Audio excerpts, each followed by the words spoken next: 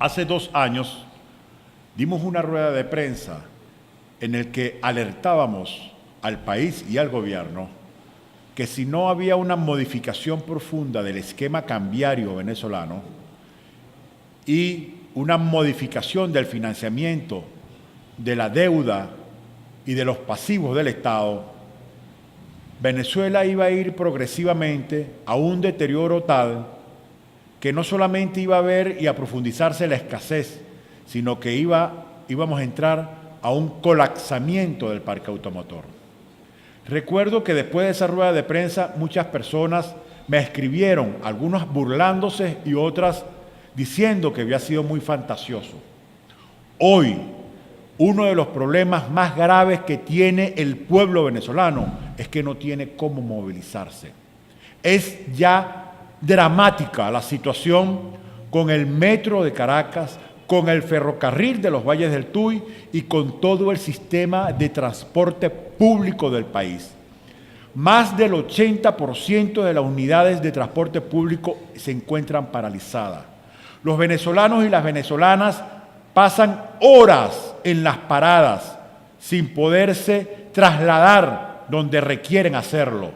En las noches es una situación ya de altísima peligrosidad, donde ya estamos viendo improvisación, camionetas picó, camiones, cargando a la gente desesperada que tiene que pagar el triple o 4 veces de lo que pagaría en una camioneta de por puesto para que pueda llegar a su casa a altas horas de la noche.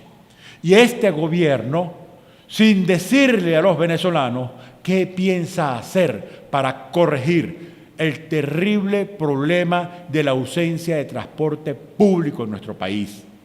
No solamente tenemos problemas de alimentación, inflación, ausencia de medicamentos por lo que están muriendo venezolanos, sino que ahora tenemos la grave situación que no tenemos cómo transportarnos, con el agravante de que el que tenía su carro ya no lo puede mover tampoco porque no puede comprarle los repuestos, el caucho o hacerle el mantenimiento. Es una situación estructural del quiebre de la economía venezolana que el gobierno debe de atender. No solamente tiene que reunirse con los acreedores de la deuda, a quienes les está fallando después que dijeron a principio de año que tenían el dinero para pagar la deuda externa irresponsablemente adquirida. También tienen que decirle a este pueblo qué van a hacer para restituir el sistema de transporte público de nuestra nación, que estamos convencidos que en el marco de este modelo económico y de este gobierno no lo van a poder resolver. En cuanto al tema de la deuda, no hay posibilidad de que sea creíble una reestructuración de la deuda si no viene acompañada de una reestructuración de la forma de gobernar. Porque hoy no se puede pagar esa deuda irresponsable, es por la forma como se ha venido gobernando. Y si este año tenemos dificultades para pagar, el año que viene será peor si se sigue gobernando de la misma manera y sobre todo si sigue haciéndolo quien hoy lo hace.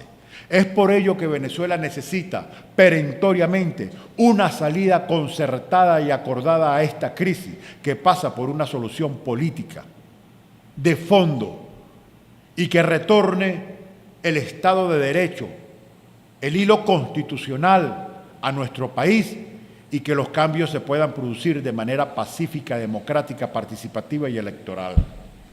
Es imposible para este gobierno convencer a los acreedores de la deuda que hoy no le pueden pagar, pero el año que viene sí. ¿A cuenta de qué? ¿Qué van a hacer mejor o peor? Cuando todavía hoy la responsabilidad de este fracaso, según el gobierno, no es de ellos, sino de una fantasmal guerra económica. No reconocen sus errores, no reconocen su falla, no reconocen que la deuda fue irresponsablemente adquirida. Entonces significa que van a seguir haciéndolo mal. Siguen con el mismo esquema cambiario perverso que nos llevó a la ruina y corrupto. Y siguen financiando el gasto público irresponsable con dinero inorgánico del Banco Central de Venezuela. Y no hay ningún espíritu de rectificación, por lo cual todo va a empeorar. Desde el Movimiento Progresista de Venezuela apostamos a que podamos lograr de manera seria en el contexto de una observación y facilitación internacional a una salida política que sea avalada por todos los venezolanos.